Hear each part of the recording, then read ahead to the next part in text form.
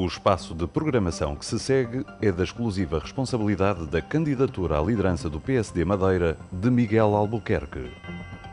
Muito boa tarde aos que nos ouvem. Estamos cá hoje para debater no âmbito da candidatura do Dr. Miguel Albuquerque, intitulada Renovação, um projeto que se pretende vencedor para a região autónoma da Madeira, o tema dos transportes aéreos, um tema de muita importância para uma região ultraperiférica como é a Madeira e o Porto Santo com a sua dupla insularidade, e por isso selecionamos o tema dos transportes aéreos como um tema estratégico para a mobilidade dos residentes nestas duas ilhas, para o nosso turismo e para a economia madeirense. E por isso tenho cá dois companheiros, Carlos Rodrigues, que participou no grupo de trabalho que preparou a liberalização do espaço aéreo entre a Madeira e o continente, e o companheiro Roberto Silva para nos falar da realidade específica do Porto Santo. E por isso passava já à parte da liberalização e fazia apenas aqui uma pequena história do que é que foi o processo de liberalização do espaço aéreo entre a Madeira e o Porto Santo. Houve um grupo de trabalho que fez uma proposta ao Governo Regional em 2006, do qual o Carlos Rodrigues fez parte desse grupo de trabalho, e por isso iremos abordar nesta primeira fase o que é que o grupo de trabalho em 2006 já previa para a liberalização, que entretanto se verificou em 2008. Muito obrigado. Em primeiro lugar, boa tarde aos que estão aqui presentes e boa tarde a todo o auditório da TSF. Foi com muito gosto que aceitei participar neste debate e também, enquanto membro e candidato aos órgãos nas próximas eleições, enquanto membro da lista candidata para a Comissão Política, de facto, é um facto que eu fiz parte deste grupo de trabalho, um grupo de trabalho multifacetado e que incluía diferentes representantes da sociedade, nomeadamente desde pessoas ligadas ao turismo, ligadas aos transportes, ligadas às associações empresariais. Foi um trabalho que levou algum tempo. Foram ouvidas diversas entidades relacionadas com esta temática, quer companhias aéreas, quer autoridades aeroportuárias, quer outras pessoas ligadas aos diferentes setores, uma vez que esta questão da mobilidade e da acessibilidade é transversal a todos os setores da atividade. E, sem entrar em muitos pormenores, o grupo de trabalho chegou a uma conclusão que apontava para dois caminhos possíveis. Sem dúvida que o caminho geral seria o caminho da liberalização. Agora, como fazer essa liberalização e em que moldes? Nós apontamos duas soluções possíveis, até para dar alguma margem, uma vez que isto depois teria que passar por um processo de negociação entre o Governo da República e o Governo da Região. E essas duas hipóteses passavam, a primeira, pela uma liberalização total e sem quaisquer condições contratuais entre a Madeira e o continente. Isto pressupunha, de facto, uma total liberdade do mercado, ou seja, a oferta e a procura iriam comandar e gerir todo o processo. Tinha só um senão, que era a questão, e aquela que nós estamos a ver assistir, uma vez que isso acabou por ser um modelo adotado, que é a questão da total também e completamente livre flutuação das tarifas, ou seja, consoante as oscilações da oferta e da procura, as tarifas iriam aumentar ou diminuir sem qualquer limite e sem qualquer controle. A outra hipótese que nós avançamos na altura foi a liberalização, de facto, mas com algumas condições contratuais, nomeadamente no que diz respeito nomeadamente em relação a um plano diário por ano, ou seja, as companhias teriam que apresentar um conjunto de um plano de voos para um período de um ano, mas que não haveria quaisquer limitações, quer no número de ligações, quer no número de horários, O tarifário seria livre, mas com uma nuance que haveria um teto ou uma tarifa máxima para os residentes e também para os estudantes, uma vez que existem estudantes que não são, estão na Universidade da Madeira, mas não são residentes. Como disse, esse tarifário era completamente livre, excetuando nestas duas situações. Agora, o que se passa é o seguinte: nós na altura, e eu que também fui deputado da Assembleia da República e cheguei a participar em reuniões com a principal companhia e até há alguns anos a única companhia a voar com voos regulares para a Madeira, que era a TAP, e também dentro do grupo de trabalho, nós nunca conseguimos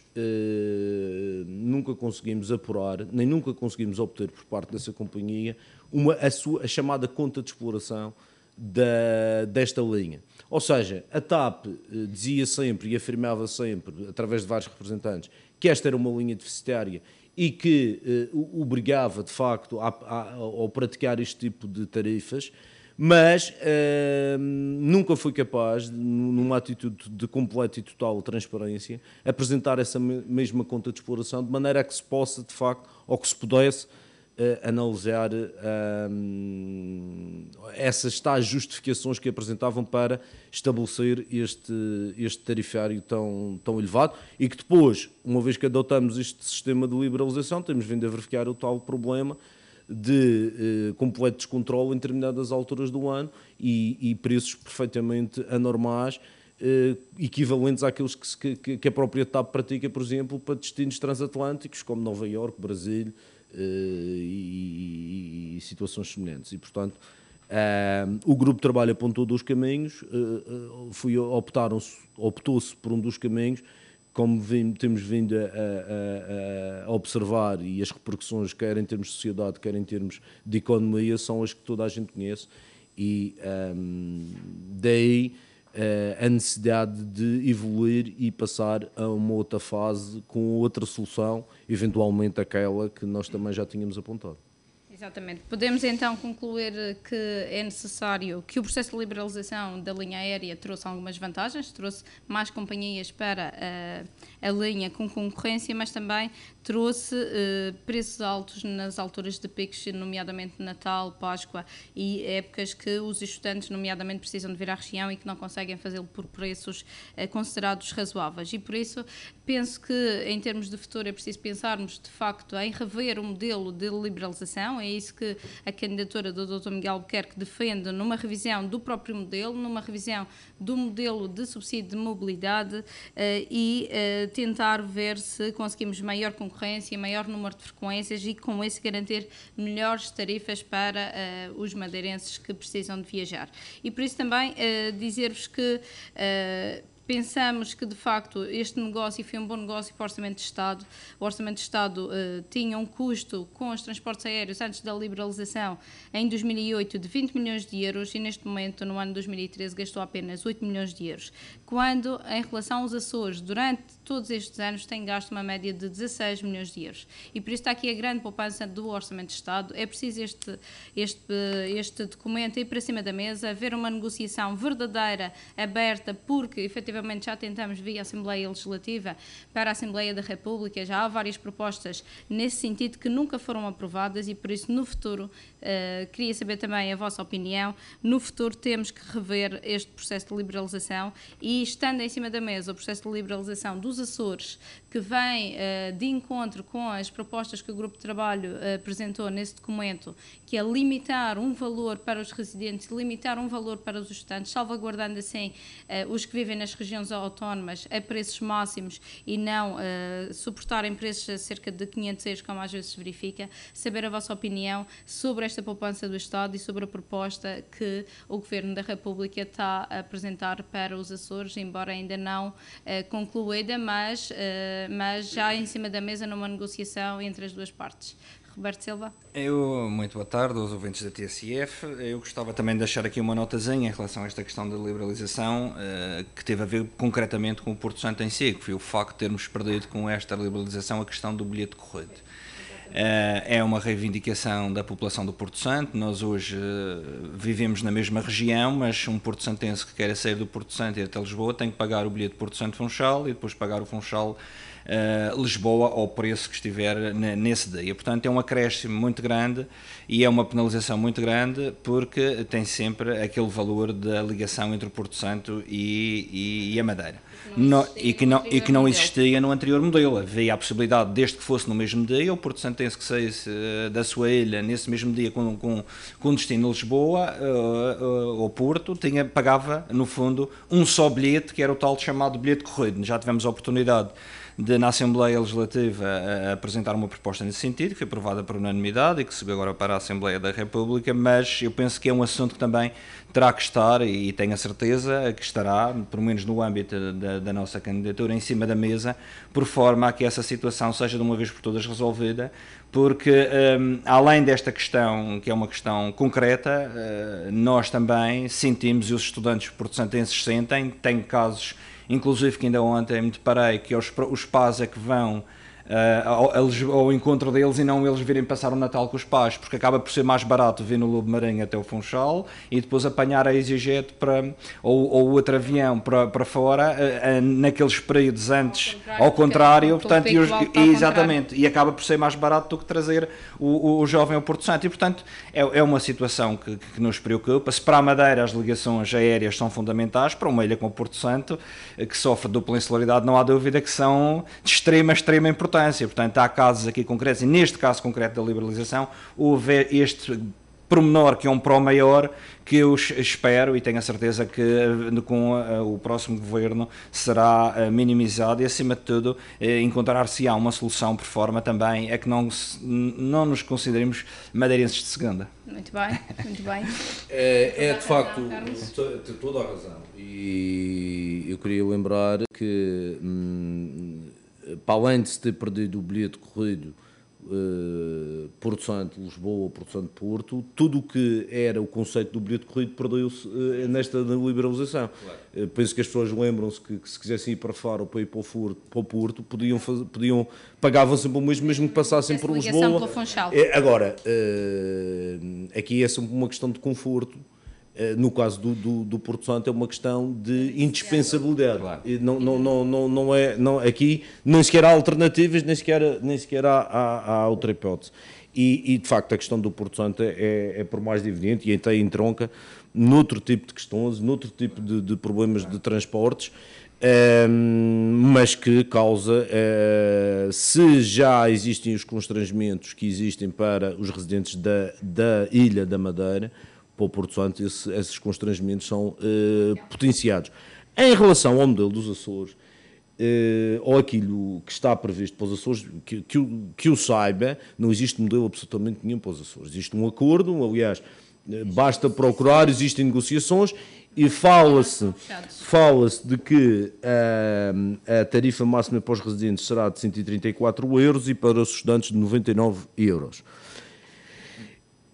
No mínimo, o que é justo é que na Madeira seja este o valor. No mínimo, porque se analisarmos as questões de mercado, não faz qualquer sentido que seja este valor, tem que ser um valor muito mais baixo, porque vamos analisar um pouco os números. A realidade atual. Se as companhias, ou se os governos entendem que as companhias podem suportar ou pode haver este tipo de tarifário, num mercado como o da Madeira, que tem, e só no ano 2013, o dobro dos passageiros a chegar ao aeroporto da Madeira. Tem uma oferta que é o dobro em termos de lugares disponíveis. É o dobro. Se, ainda para mais, o mercado da Madeira, ao contrário dos Açores, o mercado da Madeira cresce 7%, o mercado dos Açores cresce 2%.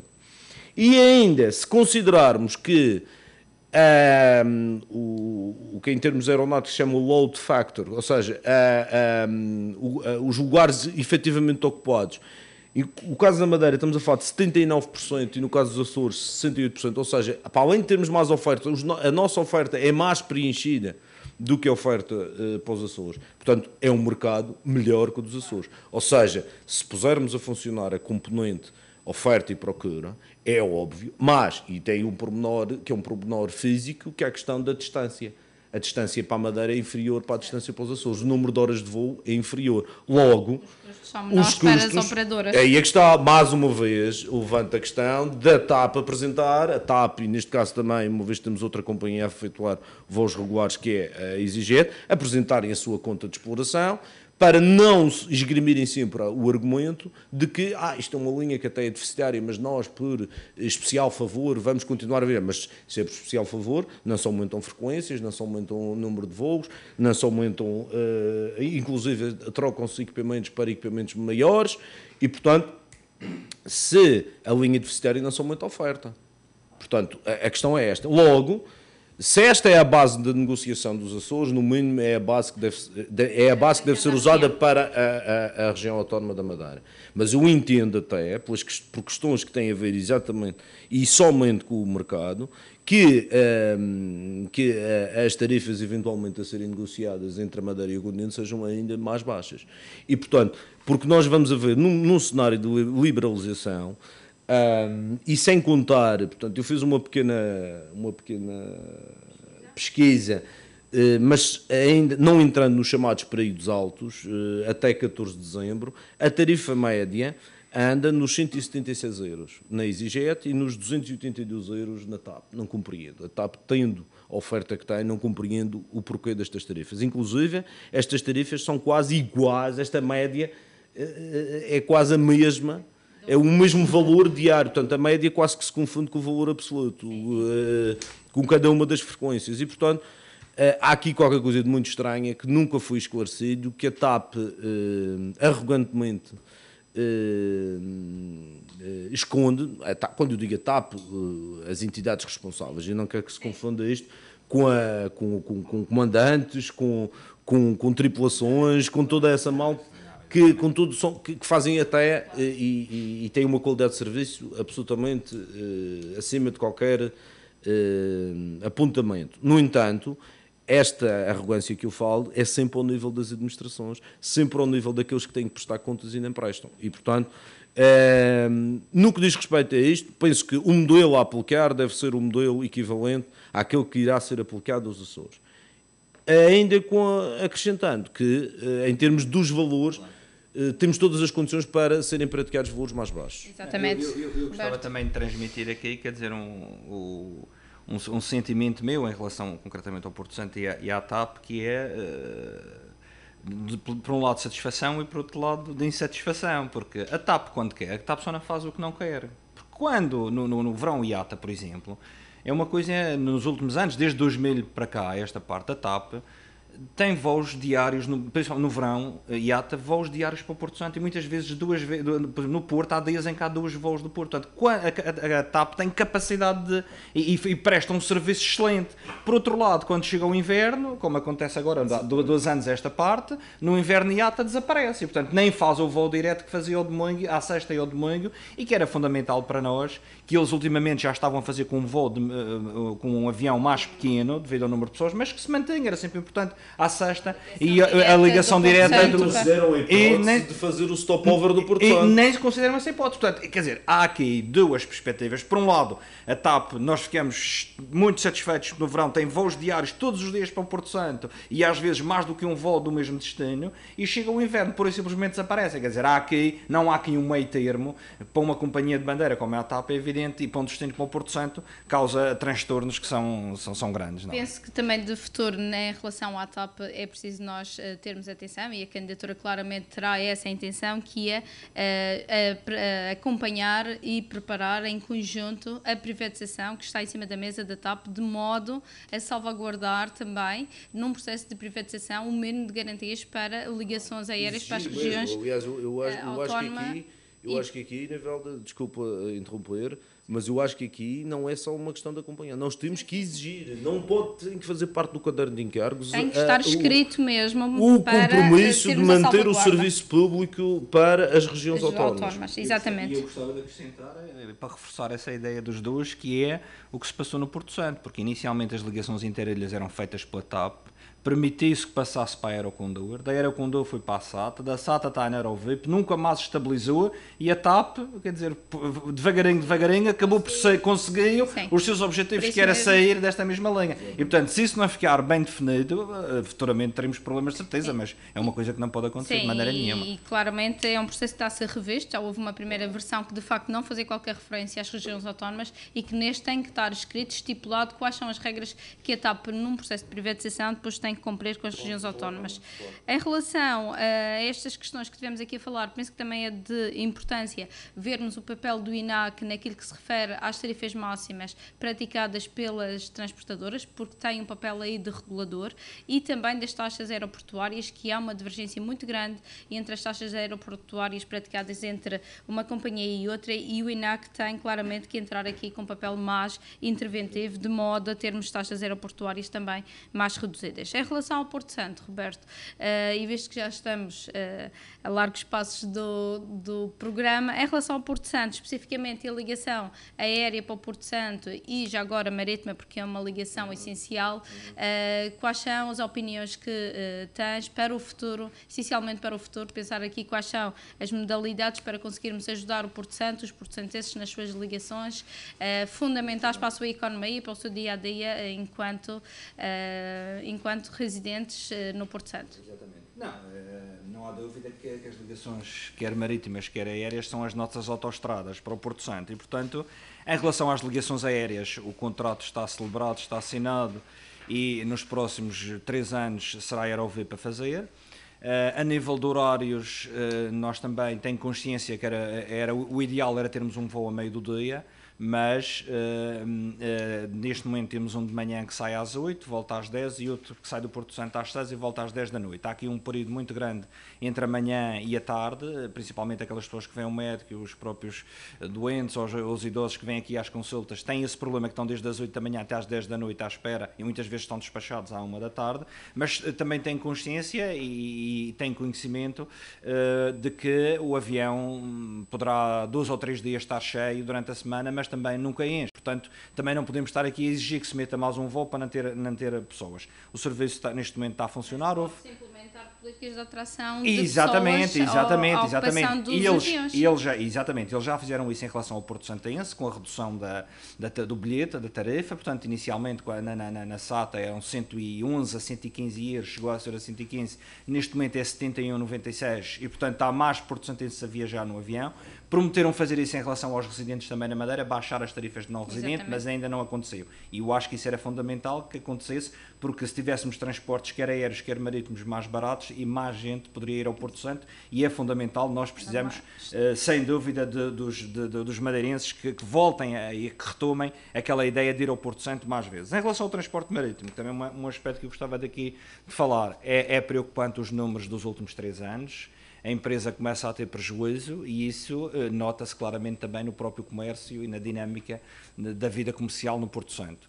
E é fundamental que aqui, de uma vez por todas, eu defendo isto e a nossa candidatura vai defender esta situação, que é a questão do cartão de residente, acabar com essa questão do residente.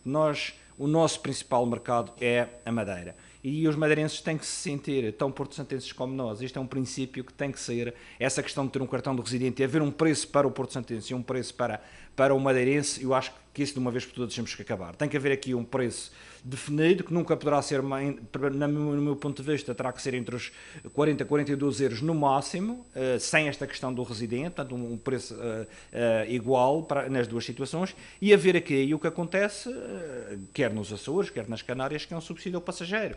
E, portanto, esse subsídio ao passageiro, que poderá ir até 50%, poderia permitir que o bilhete saísse a quem viaja uma média entre 20 a 22 euros. E, portanto, isso ia criar aqui uma dinâmica diferente e ia possibilitar que as pessoas pudessem ir ao Porto Santo mais vezes do que efetivamente vão. E com esta ida ao Porto Santo, o próprio Estado também, que as pessoas ao gastar poderiam também retomar esse subsídio que dava ao passageiro, podia depois haver aqui um retorno no IVA, nos consumos que fazia lá, e até podia acontecer aqui uma coisa engraçada, que era menos gente a ir para outros destinos destinos fora do país e escolher o Porto Santo, ficando as receitas também na própria região. Portanto, há aqui todo um conjunto de situações que têm que ser pensadas. No caso concreto das ligações marítimas, preocupa-me, porque não há dúvida que é a nossa principal porta de entrada, é a ligação marítima, e não podemos estar aqui à espera que a empresa ou traga um barco mais pequeno, ou em vez de ir um mês de janeiro só para Doca Seca, fique lá 2 meses, janeiro e fevereiro, ou então que reduza o número de viagens semanais. Portanto, tem que haver aqui, efetivamente, um olhar para isto numa perspectiva de desenvolvimento, de levar mais gente ao Porto Santo, de criar uma maior dinâmica económica no Porto Santo e reduzir também um aspecto que é, neste momento, muito preocupante, que é os níveis de desemprego que nós temos na ilha do Porto Santo. Verifica, exatamente. Carlos Rodrigues, penso que queres acrescentar alguma coisa do grupo de trabalho que, inclusive, tinha feito algumas considerações para o Porto Santo? Sim, em relação a isto, nós fomos, no caso do Porto Santo, não temos qualquer tipo de dúvidas em apontar a solução mais correta, que era a questão de ser uma linha concessionada e a funcionar como está a funcionar. Agora, não se compreende, por exemplo, como é que, e segundo a informação que eu tenho, há tarifas que existem taxas que podem superar em 3 vezes o valor da tarifa. Não sei se isto é verdade, se não é. Taxa de combustível. Mas por quer acaso, dizer, agora até está mais baixa, está a 0,95. Só para dar uma ideia, um não residente hoje, ou ao dia de hoje, pagará 47,90 €. E há coisas, 32,87. há coisas que eu não compreendo. Numa linha concessionada, o próprio conceito obriga a que haja um número de frequências obrigatório, o barco ou o avião tem que ir, independentemente de ter alguém lá dentro ou não, e é isso que eu não percebo. Quer dizer, numa linha concessionada, é de todo o interesse baixar os preços no sentido de maior, porque repara, Exatamente. o custo lá está. Claro. E portanto, isto em termos de economia funciona assim: o meu custo marginal vai diminuir quanto maiores pessoas eu atingir. E portanto, se eu tenho um custo fixo determinado, quanto mais eu vender, menor será esse custo, menor será a diferença entre aquilo que me custa realmente e aquilo que eu vou perder. E, portanto, sinceramente não percebo porque é que, então, nas épocas baixas, não se praticam preços e, de facto, concordo aqui com o Roberto, a questão do residente na Madeira e o residente do Porto Santo, não está, quando muito pode haver a tal diferenciação através de uma subsidiação para aquilo, para os doentes, ou para, pronto. E depois, outra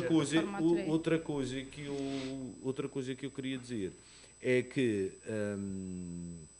há um problema, de facto, no caso dos transportes aéreos, é que, e foi dito por vários operadores e por várias companhias, que esta linha, pelas questões técnicas, quer pela distância, quer pelo tipo de equipamentos aéreos que existe, é uma linha que será sempre deficitária. E, portanto, a única solução é esta que nós temos. Por isso chegamos ao fim também deste debate, agradecer aos companheiros que estiveram cá connosco. Fica claro que temos o trabalho feito, o levantamento da situação e as propostas de futuro, e fica claro também que a Madeira e o Porto Santo precisam de uma nova política de transportes que seja capaz de reduzir o custo para madeirenses e porto-santenses e para turistas, associado assim às questões económicas que estas duas ilhas têm que ver ultrapassadas. Muito obrigada a todos os que nos ouvem e força a todos os nossos apoiantes para o dia 19. O espaço de programação que acabamos de ouvir foi da exclusiva responsabilidade da candidatura à liderança do PSD Madeira de Miguel Albuquerque.